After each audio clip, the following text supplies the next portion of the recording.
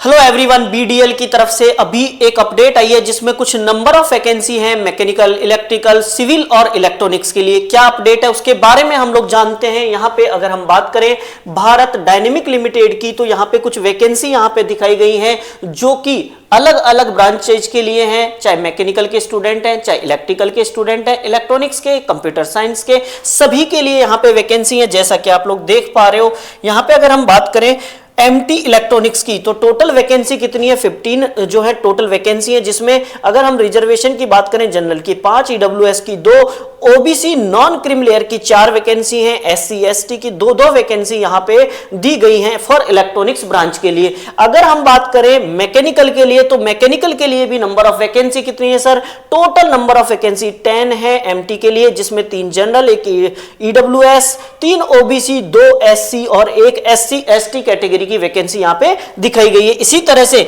Electrical के लिए भी वैकेंसी है। इलेक्ट्रिकल के लिए जो वैकेंसी है वो नंबर ऑफ वैकेंसी 4 है, जिसमें 1 जनरल के लिए, 1 ओबीसी के लिए और 1 ईडब्ल्यूएस और 1 एससी के लिए यहां पे वैकेंसी दी गई है। ऐसे ही कंप्यूटर साइंस के लिए भी वैकेंसी है, केमिकल ब्रांच जिनकी है उनके लिए भी वैकेंसी है, लेकिन वो वैकेंसी केमिकल के लिए ओनली 1 है। बाकी अगर हम बात करें इलेक्ट्रॉनिक्स, मैकेनिकल और इलेक्ट्रिकल में 15, 10 और 4 ये टोटल नंबर ऑफ वैकेंसी है। दूसरी बात तो ये है सर, ये तो वैकेंसी के बारे में हमें पता चल गया। दूसरी बात सर, इसका एग्जाम कब होगा, फॉर्म कैसे स्टार्ट होंगे, सिलेबस क्या क्या होगा, इसके बारे में कितने एग्जाम होंगे, कैसे सिलेक्शन होगा, ये सब कुछ जानकारी आपको यहां पे मिलती रहेगी। आप ध्यान से देखते रहिए।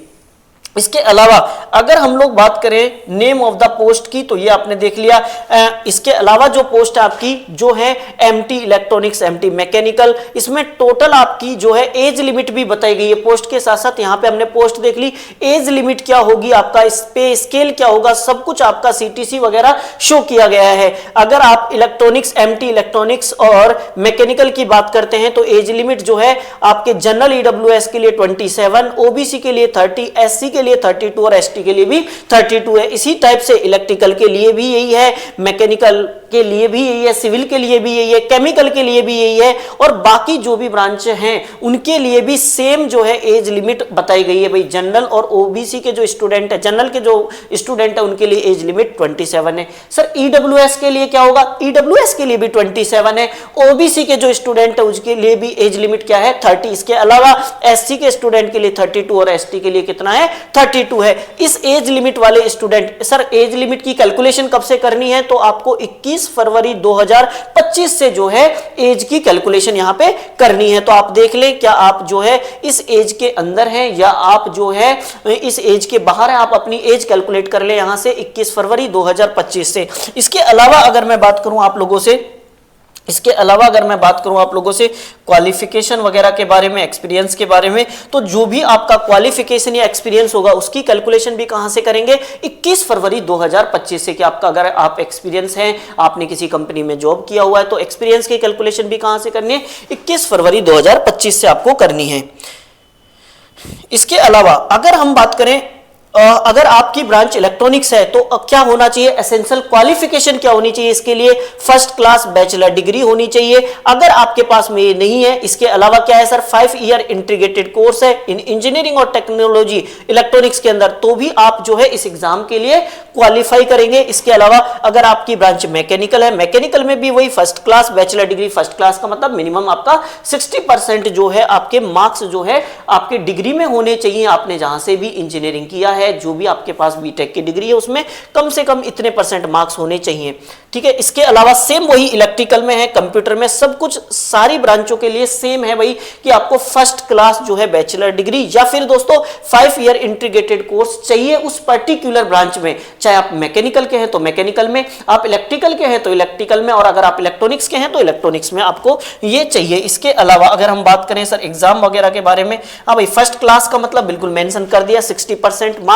अगर दोस्तों जनरल और ओबीसी के स्टूडेंट हैं तो कम से कम 60% मार्क्स होने चाहिए। अगर कोई स्टूडेंट जो है एससी एसटी कैटेगरी से बिलोंग करता है तो उसको 55% मार्क्स जो है ग्रेजुएशन में उसके होने चाहिए। इसके अलावा अगर हम बात करें दोस्तों यहाँ पे तो और क्या होगा? इसके अलावा आपकी जो काम की बातें हैं वो ये है कि सर सिलेबस क्या होगा। सबसे इंपॉर्टेंट बात तो यही है सर कि सिलेबस यहाँ पे क्या होने वाला है। तो अगर हम सिलेबस की बात करें, अगर आपकी ब्रांच इलेक्ट्रॉनिक्स है तो आपका सिलेबस होगा electronics engineering, electronics and communication, electronics and instrument engineering, electronics design technology engineering, applied electronics engineering, electronics telecommunication और इलेक्ट्रॉनिक्स एंड कंट्रोल इंजीनियरिंग। इसी प्रकार आपकी ब्रांच अगर मैकेनिकल है तो आपका सिलेबस क्या होगा दोस्तों, इंडस्ट्रियल एंड प्रोडक्शन इंजीनियरिंग आपके सिलेबस में होगा। इसके अलावा आपका क्या होगा, इसके अलावा होगा प्रोडक्शन टेक्नोलॉजी मैन्युफैक्चरिंग इंजीनियरिंग होगा, प्रोडक्शन एंड इंडस्ट्रियल इंजीनियरिंग। ये सारे जो हैं ये तो ब्रांच है जो कि अप्लाई कर सकती है। कैसे सर, यहाँ पे समझिए सिलेबस नहीं, ये किसके लिए है, ब्रांच के लिए। मतलब जैसे कि कोई मैकेनिकल का स्टूडेंट है, अब प्योर मैकेनिकल भी हो सकता है, जैसे ऑटोमोबाइल भी होते हैं, प्रोडक्शन भी होता है, इंडस्ट्रियल, तो उन कौन कौन से जो है डिसिप्लिन के लोग मैकेनिकल में काउंट किए जाएंगे, कौन कौन से डिसिप्लिन के लोग जो है इलेक्ट्रॉनिक्स में काउंट किए जाएंगे, ये सारी अपडेट आपको यहाँ पे दी गई है। ठीक है भाई। इसके अलावा अगर हम बात करें, एक बार पूरा आप जो है नोटिफिकेशन ध्यान से देख लें। इसके अलावा जो इंपॉर्टेंट बात आपके काम की है वो मैं आपको बता देता हूं। सर सैलरी की बात कर लें, सैलरी के लिए अगर बात करें तो एएम, एसएम और डीजीएम के लिए जो आपकी सैलरी है वो यहाँ पे शो की गई है 30,000 से 1,20,000 जो है 1000। और अगर हम सीटीसी की बात करें तो 12.80 लाख पर एनम है। ऐसे ही दोस्तों एसएम सिविल के लिए बात करें तो 22.14 लाख पर एनम है ना। डीजीएम सिविल के लिए जो है वो है 25.26 लाख पर एनम। इसका मतलब ये है कि सर जो है आपका सीटीसी बहुत ज्यादा है, मतलब नंबर ऑफ वैकेंसी भले ही कम हो लेकिन जो आपकी सैलरी होगी वो बहुत ज्यादा होगी अगर आप यहां पे जॉब लगते हैं तो।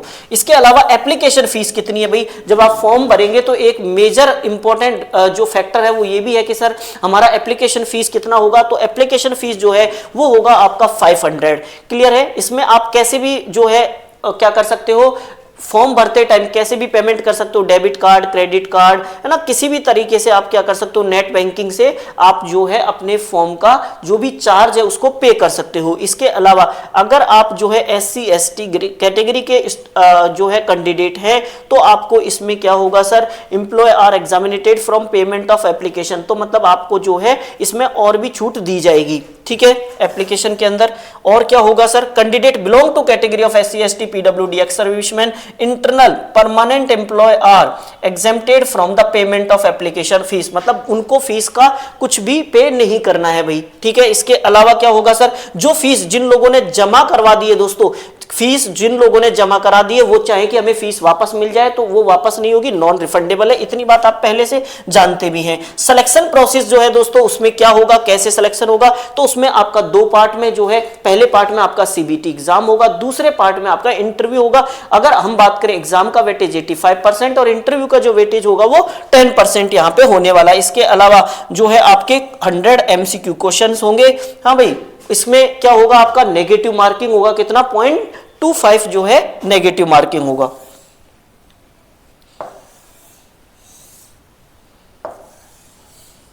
ये सारी आपकी एजुकेशन क्वालिफिकेशन की बात हो चुकी है, इतनी बात हमने कर ली भाई। इसके अलावा इंपॉर्टेंट डेट, जो सबसे इंपॉर्टेंट बात है कि सर फॉर्म कब से स्टार्ट होंगे, कब तक हम लोग फॉर्म अप्लाई करते हैं। तो देखो, अगर ऑनलाइन रजिस्ट्रेशन एप्लीकेशन की बात करें तो वो स्टार्ट होंगे कब से, 30 जनवरी 2025 2 बजे से स्टार्ट होंगे। जो क्लोजिंग डेट है ऑनलाइन रजिस्ट्रेशन की एप्लीकेशन के वो है 21 फरवरी 2025 4 बजे तक आप अप्लाई कर देना। इसके अलावा last date of receipt of online registration slip hard copy along the mandatory documents for application against AM और SM DGM सिविल वाले जो है उनके लिए है 28 फरवरी और 2025 5:30 PM तक आप अप्लाई कर सकते हैं इसके लिए। ठीक है, तो ये सारी बातें हो गई हमारी डेट की बात है। सर एग्जाम कब होगा, एग्जाम डेट के बारे में अगर बात करें तो tentative date for computer based online test जो होगा वो होगा आपका मंथ ऑफ मार्च, मतलब मार्च के महीने में आपका एग्जाम हो जाएगा। तो मतलब बहुत जल्दी एग्जाम जो है इसका भाई होने वाला है। आपका जो एग्जाम है वो बहुत जल्दी होगा, बहुत जल्दी का मतलब आपका मार्च में ये एग्जाम हो जाएगा।